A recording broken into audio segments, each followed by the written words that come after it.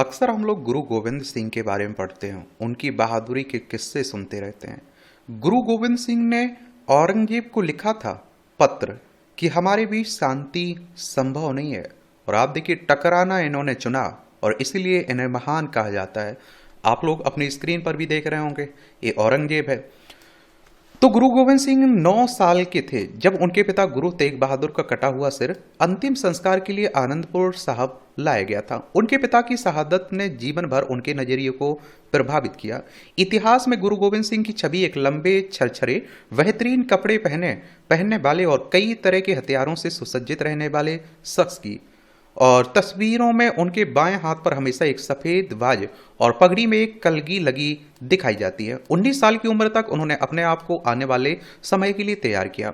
खुशवंत सिंह अपनी मशहूर किताब the history of the Sikh में लिखते हैं कि इस बीच उनको संस्कृत और फारसी पढ़ाई गई। हिंदी और पंजाबी उन्हें पहले से ही आती थी। उन्होंने घुड़सवारी करना और बंदूक चलाना भी सीखा। उन्होंने 4 भाषाओं में कविताएं लिखना शुरू कर दी। कभी कभी वो एक ही कविता में 4 भाषाओं का इस्तेमाल करते थे। कितनी 4 भाषाओं का इस्तेमाल करते थे। खुशवंत सिंह ने लिखा है कि उन्होंने हिंदू धर्मशास्त्र की कई कहानियों को अपने शब्दों में लिखा। उनकी पसंदीदा कहानी चंडी देवी की थी, जो राक्षसों का विनाश करती थी, और उनके बारे में मशहूर था कि उनके तीरों की नोक सोने की बनी होती थी, और ताकि मरने वाले के परिवार का खर्च उसको बेचकर चल सके। गुरु गोविंद सिंह की पहली जीत। तो गुरु गोविंद सिंह को पहली चुनौती उनके पड़ोसी पहाड़ी राज्य बिलासपुर के राजा भीमचंद सेन से मिली, और भीमचंद को गुरु गोविंद सिंह का लोगों के बीच लोकप्रिय होना नागवार गुजरा। राजा इसलिए भी नाराज हो गया था क्योंकि एक बार गुरु ने उन्हें अपना हाथी देने से इनकार कर दिया था। उन्होंने आनंदपुर पर हमला कर दिया, जिसमें उनकी हार हुई। पर पतवंत सिंह अपनी किताब द सिख में लिखते हैं कि सिख धर्म में हिंदू धर्म के विपरीत सभी जातियों को समान महत्व दिया गया, लिहाजा ऊंची जाति के सामंतवादी सोच रखने वाले लोगों से उनका टकराव लाजमी था। पड़ोसी राज्य के सरदारों को यह बात बिल्कुल पसंद नहीं आ रही थी, क्योंकि आने वाले समय में जनतांत्रिक सिख मूल उनके सामंतवादी अधिकारों के लिए खतरा साबित हो सकते थे। सन 1685 में गुरु गोविंद सिंह ने पड़ोसी सिरमौर राज्य के राजा मैदिनी प्रकाश की मेजबानी कबूल कर ली थी, और वो वहां 3 सालों तक रहे। इसके बाद उन्होंने अपने रहने के लिए यमुना नदी के किनारे एक जगह चुनी जिसका नाम था पनवटा। यही उनके सबसे बड़े बेटे अजीत सिंह का जन्म हुआ था, और यहां उनको एक बार फिर लड़ाई का सामना करना पड़ा। इस बार भीमचंद और फतेह शाह की संयुक्त सेना ने उन पर हमला किया। ये लड़ाई पनवटा में से 6 मील दूर भनगानी में हुई थी। इस लड़ाई में भी इन राजाओं की हार हुई, और लोगों को पता चल गया कि गुरु गोविंद सिंह कितने ताकतवर हैं। खालसा की स्थापना सन 1699 की शुरुआत में उन्होंने सभी सिखों को संदेश दिया कि बैसाखी के मौके पर आनंदपुर में जमा हो। भीड़ के सामने ही उन्होंने अपनी म्यान से तलवार निकाली और ऐलान किया कि ऐसे 5 लोग सामने आए जो धर्म की रक्षा के लिए अपनी जान कुर्बान कर सकते हों। पतवंत सिंह लिखते हैं कि सबसे पहले लाहौर के दयाराम आगे आए।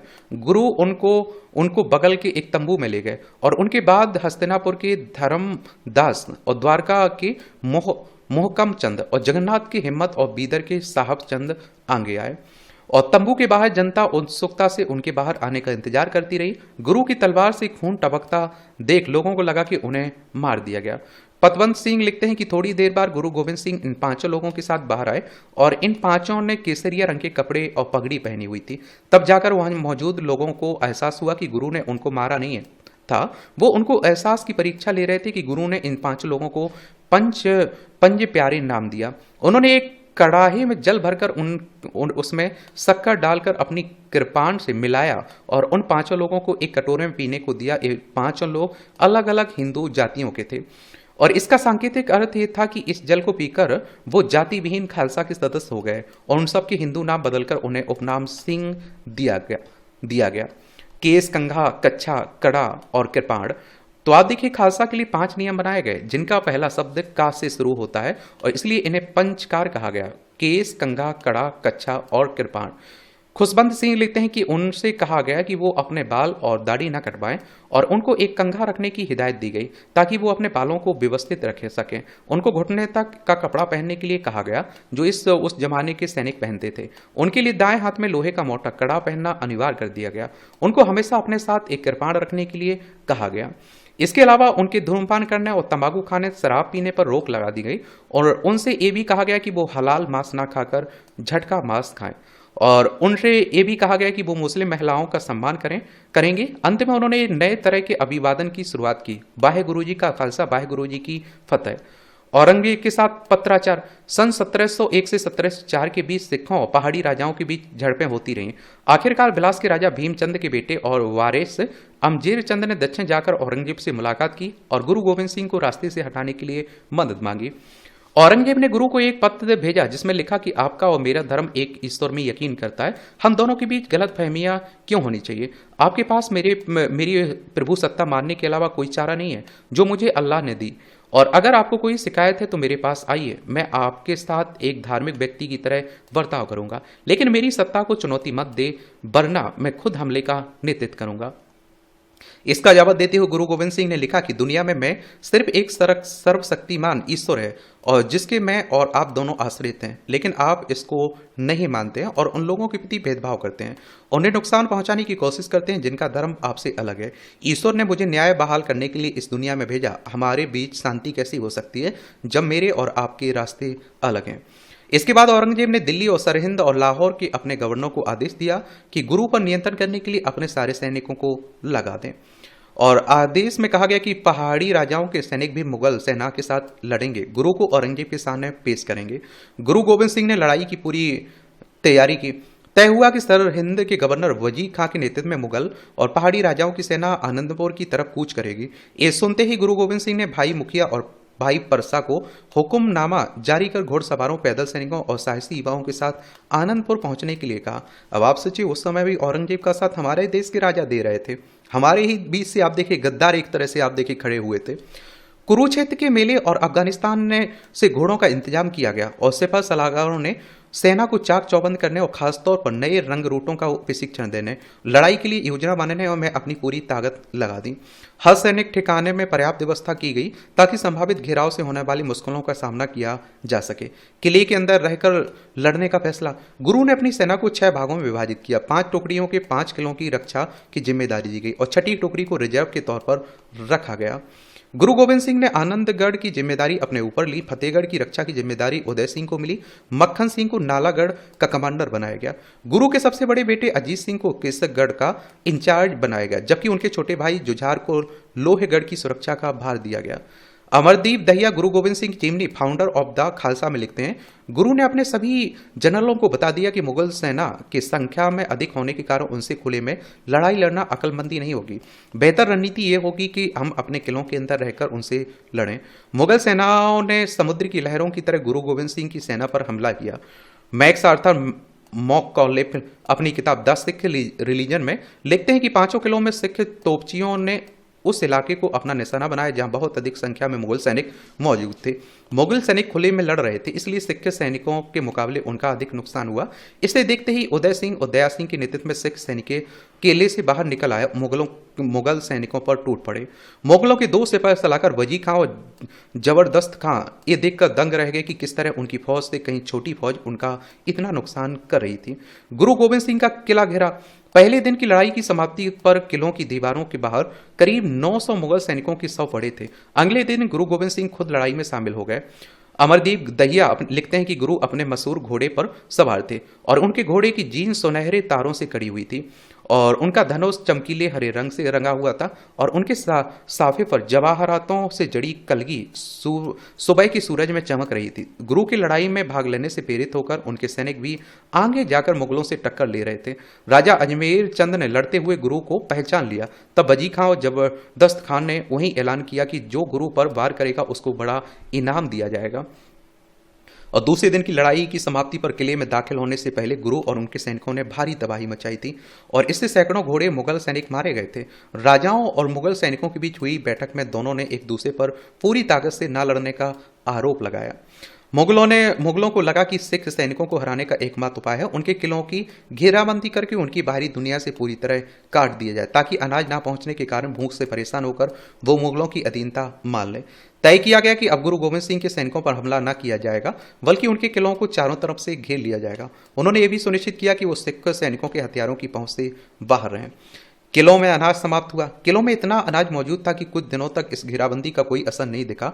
इस तरह दिन महीनों में बदल गए, लेकिन मुगलों ने घेराबंदी में कोई ढील नहीं दी।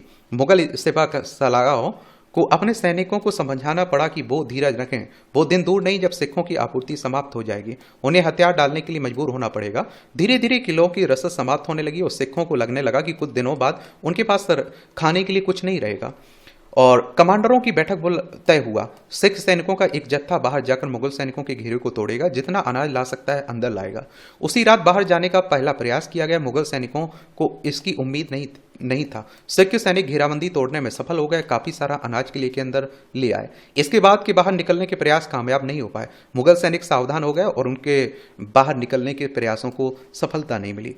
सुरक्षित निकलने का प्रस्ताव। कुछ दिन बाद किलों के अंदर भुखमरी की नौबत आ गई। उस समय संगत के कुछ सदस्यों ने इस कष्ट से बचने के लिए किले से बाहर निकलने का फैसला किया। गुरु ने उन्हें रोकने का कोशिश नहीं की। मुगलों ने भी जब देखा कि बाहर निकलने वाले लोगों में अधिकतर महिलाएं, बच्चे और अधीर शक्ति थे, तो उन्होंने उन्हें रोकने की कोशिश नहीं की, ताकि सिख किले को छोड़कर बाहर आने के लिए प्रेरित हों। और अजमेर चंद ने गुरु गोविंद सिंह को एक पत्र लिखकर प्रस्ताव भेजा। पत्र में कहा कि अगर गुरु गोविंद सिंह अपने साथियों को साथ आनंदपुर से निकल जाते तो उन्हें जहां वो चाहे जाने की अनुमति होगी। वो अपने साथ बिना रोक टोक अपना सामान ले जा सकेंगे। गुरु को इस प्रस्ताव में दाल में कुछ काला नजर आया, लेकिन उनकी माता गुजरी ने उन्हें मनाया कि ऐसा कर वो कई लोगों की जान बचा सकते हैं। बेकार सामान बाहर भेजा गया। गुरु ने कहा कि इससे पहले कि मैं इस प्रस्ताव को स्वीकार करूं, मैं मुगलों और राजाओं की नए नीति की परीक्षा लेना चाहता हूं। उन्होंने मुगलों को संदेश भिजवाया कि वो और उनके साथी आनंदपुर से बाहर निकलने के लिए तैयार हैं, बशर्ते उनके मूल्यवान सामान को बैलगाड़ी के काफिले में पहले बाहर भेजा जाए। मुगलों ने तुरंत संदेश भेजा, वो इसके लिए तैयार हैं। उन्होंने कहा कि अगर जरूरत हो तो हम आपको बैलगाड़ियां भी भेजने के लिए तैयार हैं। अमरदीप दहिया लिखते हैं कि गुरु ने आनंदपुर के लोगों से अपना सारा बेकार सामान जमा करने के लिए कहा। थोड़ी देर में वहां पुराने जूते, फटे पुराने कपड़ों, टूटे बर्तनों, जानवरों की हड्डियों का ढेर लग गया। इन सबको कीमती थैलों में डालकर बैलगाड़ियों पर लादा गया। हर बैलगाड़ी पर मशाल जलाई गई ताकि लोगों का ध्यान उन पर लदे सामान पर जा सके। बैलगाड़ियों का काफिला अंधेरी रात में किले से निकला। जैसे ही वो मुगल सेना की पहुंच के भीतर गए, उन सारे थैलों को लूट लिया गया। रात भर उन पर पहरा बैठा कर रखा गया। सुबह जब उनमें खोला गया तो मुगल सैनिकों ये देखकर दंग रह गए कि उन थैलों में कूड़ा करकट भरा हुआ था। इस तरह गुरु गोविंद सिंह ने राजाओं मुगल सैनिकों के इरादों का भंडा फोड़ दिया। गुरु के जत्थे पर धोखे से हमला। मुगलों और पहाड़ के राजाओं ने उनसे किए वादों का पालन नहीं किया। अंततः गुरु गोविंद सिंह को आनंदपुर छोड़ना पड़ा। सिखों का जो पहला जत्था निकला उसमें महिलाएं, बच्चे, गुरु की मां और 4 बेटे भी शामिल थे। ये जब एक छोटी नदी सरसा के किनारे पहुंचे तो उन पर मुगल सैनिकों ने हमला बोल दिया। इस लड़ाई में गुरु गोविंद सिंह के सबसे सक्षम कमांडर उदय सिंह मारे गए, लेकिन उन्होंने तब तक मुगलों का रास्ता रोक कर रखा जब तक गुरु गोविंद सिंह वहां से सुरक्षित नहीं निकल गए। पतवंत सिंह लिखते हैं कि इस लड़ाई में कई लोग मारे गए और कई लोग नदी के किनारे पहुंचने पर अपनों से बिछुड़ गए, और इनमें शामिल थे गुरु गोविंद सिंह की मां और उनके 2 छोटे बेटे जोरावर सिंह और फतेह सिंह। और गुरु गोविंद सिंह ने अपने सैनिकों की संख्या 50 से घटाकर 40 रह गई और वो इन सैनिकों और अपने 2 बेटों के साथ चमकौर पहुंचने में सफल हो गए। मुगल सैनिक अभी भी उनके पीछे पड़े हुए थे। यहां हुई लड़ाई में गुरु गोविंद सिंह के 40 सैनिकों ने अपने से संख्या में कहीं अधिक मुगल सैनिकों का बहादुरी से सामना किया, और लेकिन इस लड़ाई में उनके 2 बचे हुए बेटे अजीत सिंह और जुझार सिंह और पंज प्यारे में शामिल मोहकम सिंह और हिम्मत सिंह मारे गए। चमकौर से बच निकलने के बाद गुरु अपने साथियों से बिछुड़ गए और मच्छीवाड़ा जंगलों में बिल्कुल अकेले हो गए। लेकिन कुछ देर बाद उनके 3 बिछड़े साथी उनसे आ मिले। ये चारों कुछ स्थानीय सिखों की मदद से किसी तरह उस स्थान से निकल पाने में कामयाब रहे। आखिर वो जटहुरा गांव पहुंचे जहां उस इलाके के मुस्लिम सरदार राय कला ने उनका स्वागत किया। गुरु गोविंद सिंह के 2 छोटे बेटों की भी मौत। यहीं पर गोविंद सिंह को अपने 2 छोटे बेटों जोरावर सिंह और फतेह सिंह के मारे जाने की खबर मिली। सिख दस्तावेजों के अनुसार उनके नौकर ने उनकी मुखबरी कर दी थी। सरहिंद के गवर्नर वजीर खान ने उनको मारने का आदेश दिया। फतवंत सिंह लिखते हैं कि वजीर खान ने गुरु गोविंद सिंह के दोनों बेटों से कहा कि अगर वो इस्लाम धर्म कबूल कर लें तो उनकी जान बख्शी जा सकती है। उन्होंने ऐसा करने से इनकार कर दिया। तब वजीर खान ने उन्हें जिंदा दीवार में चिनवा देने का आदेश दिया। तब उनकी उम्र 8 साल और 6 साल थी। आप समझ सकते हैं कि 6 साल 8 साल के बच्चे इतनी बहादुरी से ना बोल दे रहे। जब उनका सिर और कंधा चिन्ह में रह गया तब उनसे एक बार फिर धर्म बदलने के बारे में पूछा गया। इस बार भी इनकार करने के बाद उन्हें दीवार से निकाल कर वजी खां के सामने पेश किया गया। वजी खां ने उन्हें तलवार से मारे जाने का आदेश दिया। उनकी मौत की खबर सुनते ही साहबजादों की दादी माँ गुजरी ने सदमे से दम तोड़ दिया। औरंगजेब की बेटे की मदद। नाभा में रहते हुए गुरु गोविंद सिंह ने औरंगजेब को फारसी में एक पत्र लिखा। इनमें उन्होंने धोखे से हमला किए जाने के लिए औरंगजेब को दोषी ठहराया। जब औरंगजेब को अहमदनगर में गुरु गोविंद सिंह का लिखा पत्र मिला तो उसने अपने 2 अफसरों को लाहौर के डिप्टी गवर्नर मुनीन खां के पास भेजकर कहलवाया कि वो गुरु गोविंद सिंह के साथ समझौता कर लें। एक समय ऐसा भी आया कि गुरु गोविंद सिंह ने औरंगजेब से मिलने का फैसला किया, लेकिन वो अभी राजपूताना ही पहुंचे थे कि उन्होंने औरंगजेब की मौत का समाचार मिला। इसे बेडमना ही कहा जाएगा कि औरंगजेब की मौत के बाद हुई उत्तराधिकारी की लड़ाई में उसके पुत्र शहजादा मुअज्जम ने अपने भाइयों के खिलाफ लड़ाई में गुरु गोविंद सिंह की मदद मांगी। गुरु ने कुल दीपक सिंह के नेतृत्व में मुअज्जम के भाई आजम से लड़ने के लिए सिख लड़ाकों का एक जत्था भेजा। जून 1707 में आगरा के पास जजारू में हुई लड़ाई में आजम मारा गया और मुअज्जम मुगलों की गद्दी पर बैठा। गद्दी पर बैठने के बाद मुअज्जम ने अपना नाम बदलकर वासा बहादुर शाह रख लिया। जब वो अपने दूसरे भाई कामबख्श के विद्रोह को दबाने दक्षिण गया तब गुरु और उनके कुछ साथियों ने भी दक्षिण का रुख किया। गुरु गोविंद सिंह की हत्या। अपने जीवन के अंतिम पड़ाव में गुरु गोविंद सिंह गोदावरी नदी के किनारे बसे शहर नांदेड़ में थे और उनके सुरक्षा कर्मियों को आदेश थे कि उनसे मिलने आने वाले किसी व्यक्ति को रोका न जाए। खुशवंत सिंह ने लिखते हैं कि 20 सितंबर 1708 की शाम जब वो प्रार्थना के बाद अपने बिस्तर पर आराम कर रहे थे, 2 युवा पठानों अताउल्ला खां और जमशेद खां ने उनके तंबू में प्रवेश किया। गुरु को अकेला पाकर दोनों ने उनके पेट पर छुरे से वार किया। उन दोनों को वजीर खां ने भेजा था।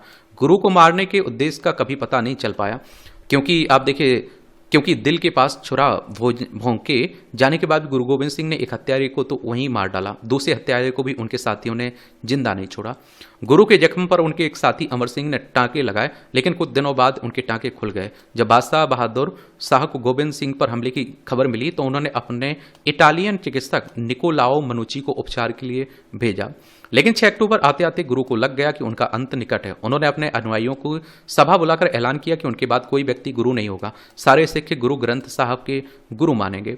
सरबजीत सिंह अपनी किताब द स्टोरी ऑफ सिख में लिखते हैं कि गुरु ने दमदमा साहब में तैयार किए गुरु ग्रंथ साहब को खोलने के लिए कहा। उन्होंने उनके सामने सिर झुकाया और 5 पैसे और 1 नारियल प्रसाद के तौर पर रखे। उन्होंने 4 बार गुरु ग्रंथ साहब का चक्कर लगाया और फिर उनके सम्मान में अपना सिर जमीन पर झुका दिया और वहीं पर उन्होंने घोषणा की, आज्ञा भई अकाल की, तभी चलाया पंथ सब सिखन को हुक्म, गुरु मानव ग्रंथ। 7 अक्टूबर 1708 को आधी रात के बाद गुरु गोविंद सिंह ने सिर्फ 42 साल की उम्र में इस दुनिया को अलविदा कह दिया। तो इस तरह से आप देख रहे हैं एक कहानी है गुरु गोविंद सिंह की। आप लोग क्या सोचते हैं, अपनी राय जरूर आप लोग दिया करिएगा। धन्यवाद।